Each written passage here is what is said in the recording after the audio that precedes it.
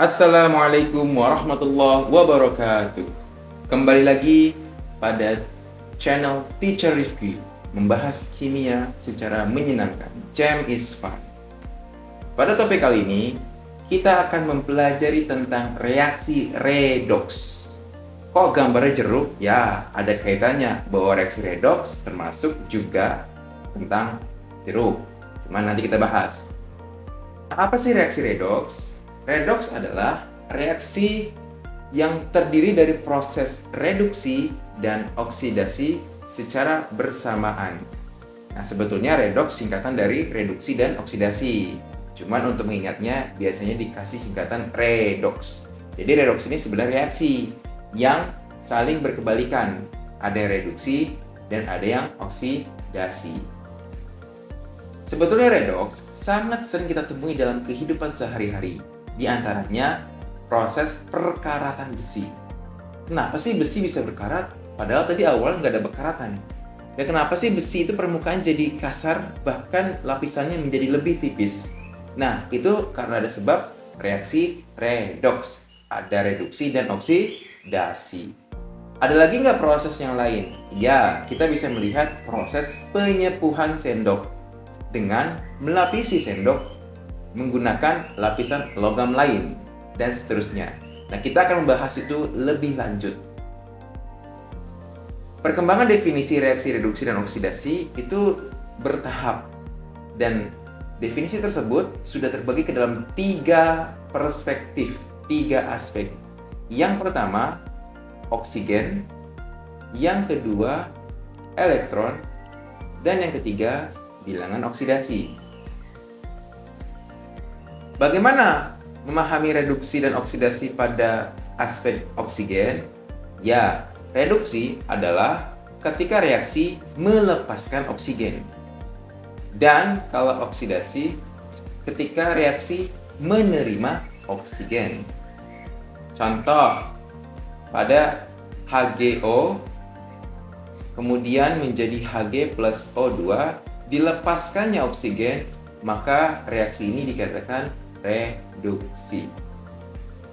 Atau C bereaksi dengan oksigen, artinya C menerima oksigen, jadilah CO2, maka kita sebut oksidasi. Namun, definisi ini masih cukup sempit, karena tidak semua proses reduksi oksidasi hanya dilihat dari keterlibatan oksigen. Sehingga teori ini harus dikembangkan dan menjadilah aspek elektron. Ada yang menerima dan ada yang melepas. Untuk reaksi reduksi, dikatakan reduksi apabila reaksi tersebut menyerap menerima elektron. Bisa 1, bisa 2, dan seterusnya. Contoh, ketika sulfur menerima 2 elektron, maka jadilah S2-. Karena menerima 2 elektron, disebutnya reduksi. Bagaimana oksidasi? Ketika melepas elektron. Contoh, awalnya kalsium, sebuah logam, lalu menjadi Ca2+ dengan konsekuensi melepas 2 elektron. Kan kalau melepas muatannya plus, kalau menerima muatannya min. Karena melepas elektron, disebutnya reaksi oksidasi. Dapat disimpulkan dari 2 perspektif tadi, baik oksigen maupun elektron, reduksi dan oksidasi memiliki sifat yang berkebalikan. Kalau pada reduksi melepas oksigen, kalau pada oksidasi menerima oksigen. Kalau pada reduksi menerima elektron, kalau pada oksidasi melepas elektron. Dia berkebalikan. Maka reaksi ini seperti satu siklus. Tidak mungkin ada yang melepas elektron kalau nggak ada yang menerima elektron. Dan tidak mungkin ada yang melepas oksigen kalau tidak ada yang menerima oksigen. Jadi dia berkesinambungan. Maka reaksi ini berlangsung dalam satu waktu. Itulah redoks atau reduksi oksidasi. Namun kalau bicara elektron masih terlalu sempit, dan ini dikembangkan kembali menjadi perspektifnya berdasarkan bilangan oksidasi. Ketika biloks itu turun, maka disebutnya reaksi reduksi, dan ketika biloksnya bertambah disebutnya reaksi oksidasi. Nah, apa sih biloks? Kita akan mengenal lebih lanjut. Biloks itu singkatan dari bilangan oksidasi, disingkatnya biloks. Setiap atom punya tingkat oksidasinya. Dan ada beberapa atom yang oksidasinya tetap. Nah, ada pertanyaan, apa sih yang dimaksud dengan bilangan oksidasi? Apa? Yaitu bilangan yang menyatakan muatan yang dimiliki oleh suatu atom dalam senyawa. Ada aturan-aturannya. Nah, ini perlu diingat oleh adik-adik semua di dalam memahami redox. Perlu diingat bahwa setiap atom punya bilox, dan bilox-biloxnya ada ketentuannya. Mari kita lihat satu persatu. Yang pertama, bilangan oksidasi unsur bebas. Nah, ternyata unsur bebas itu bilangan oksidasinya semuanya 0.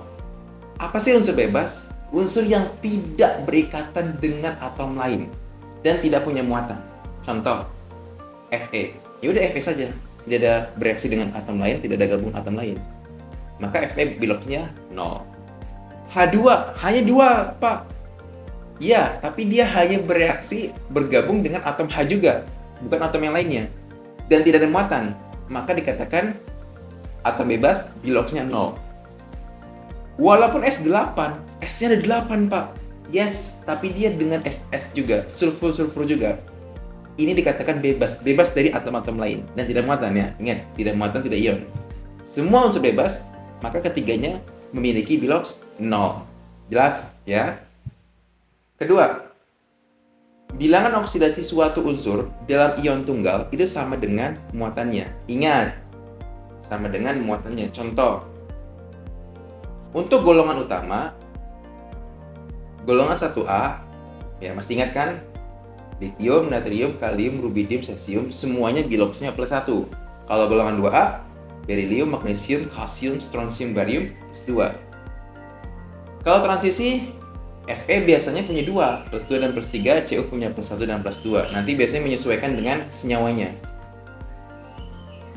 Nah, kemudian logam-logam yang merupakan ion punya muatan positif, maka biloxnya adalah muatannya. Contoh, memang awalnya Fe2+, dia ion positif, kation. Ada keterangan 2+, maka itulah biloxnya. Biloxnya adalah +2. Ini biloxnya adalah +1 dan ini biloxnya -2. Tergantung dari muatannya. Ini bukan unsur bebas karena ada muatan. Atom yang punya muatan disebut ion. Nah, sekarang bagaimana untuk melihat secara keseluruhan biloxnya? Ya, biasanya untuk atom itu digabung ya. Nanti kita akan lihat secara keseluruhannya. Tapi ini ada ketentuan lain, hidrogen itu punya bilox kalau nggak +1, kalau nggak -1, tergantung dari atomnya. Contoh HCl, di dalam HCl ada H dan Cl. Cl itu memiliki bilox -1, berarti H +1, NaH, Na +1, H-1. Nanti kita bahas.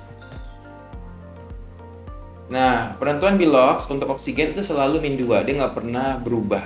Jadi oksigen itu selalu -2. Nah, kecuali biasanya senyawa-senyawa kayak H2O2, kayak KO2, Fe2O itu dia punya bilox yang berbeda-beda. Kalau di H2O2 biloxnya -1. Kalau di KO2 -setengah, di F2O +2. Aturan penentuan bilox ya tadi bahwa golongan 7A dalam senyawa biner adalah -1. Nah, ketemu Cl-an. Cl itu kan golongan 7. Nah, maka biloxnya -1. F golongan 7 -1, Cl -1. Nah, sekarang kalau atom-atom tersebut bergabung, maka total dari setiap biloxnya harus sama dengan 0 pada senyawa netral. Contoh H3PO4, ini senyawa netral. Maka gabungan bilox-biloxnya harus sama dengan 0.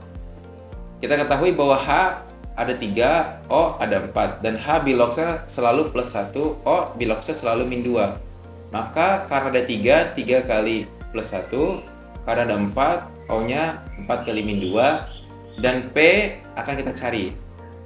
Sehingga kalau kita jumlahkan, di sini jadinya 3, ya kan? Di sini 4 dikali, tadi O-nya satunya adalah -2, maka jadinya -8. Nah, supaya kalau dijumlahin 0, maka bilox P-nya harus berapa? Anggap tambah X. 3 tambah min 8 kan udah min 5. Supaya 0 berarti X-nya harus harus plus 5.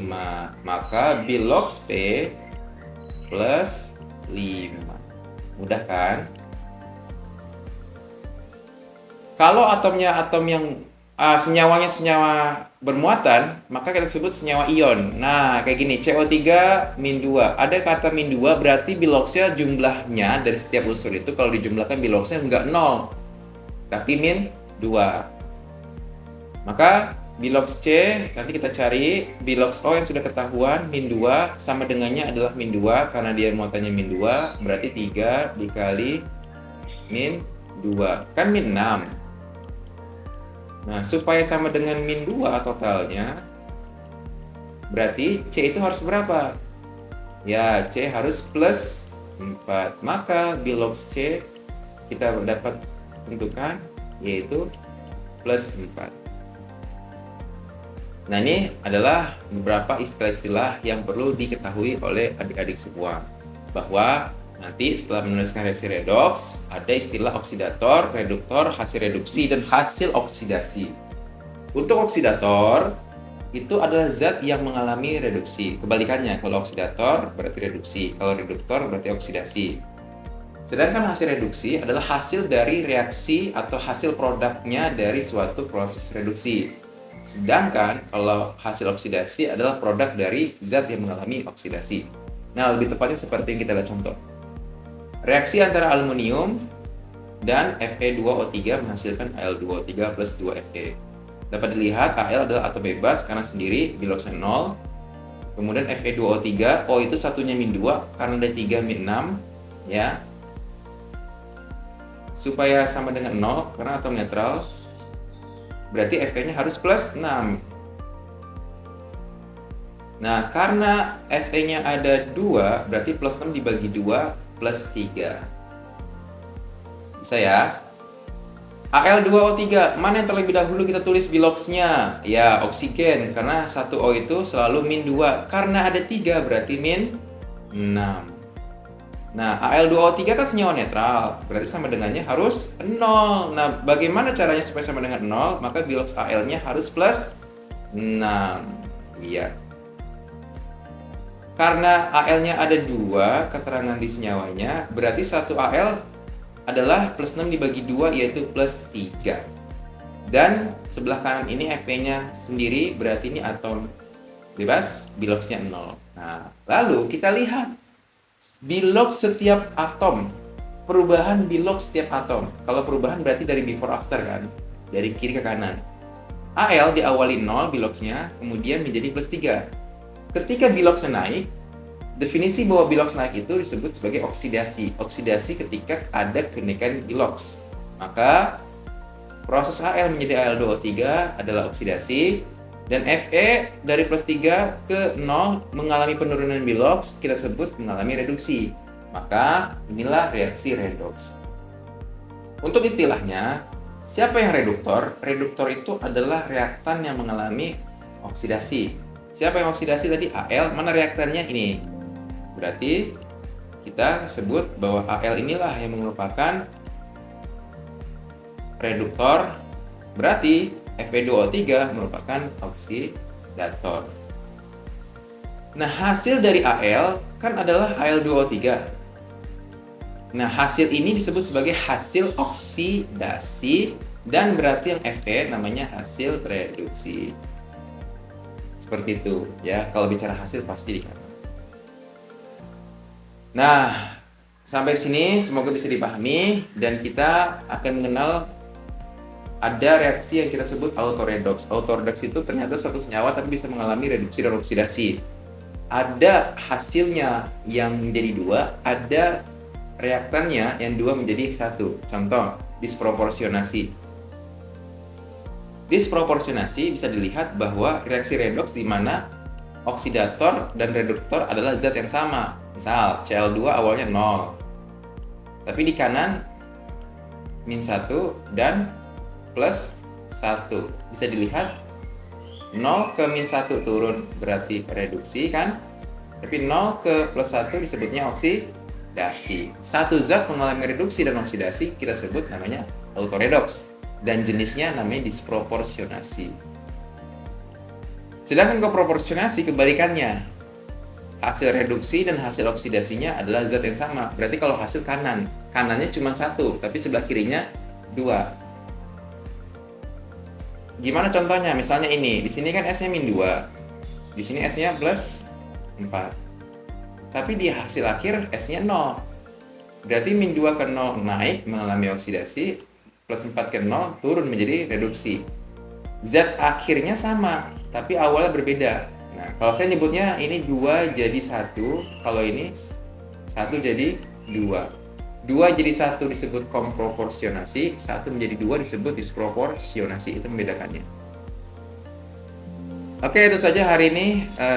Saya kira kecepatan ini bisa kalian ulang-ulang, karena video ini kan bisa diulang-ulang. Silahkan di-reply, di-playback lagi, supaya bisa dipahami dengan baik. Dan tidak berlama-lama, cukup sampai sini saja. Jika ada pertanyaan, silahkan tulis di kolom komentar. See you, terima kasih. Assalamualaikum warahmatullahi wabarakatuh.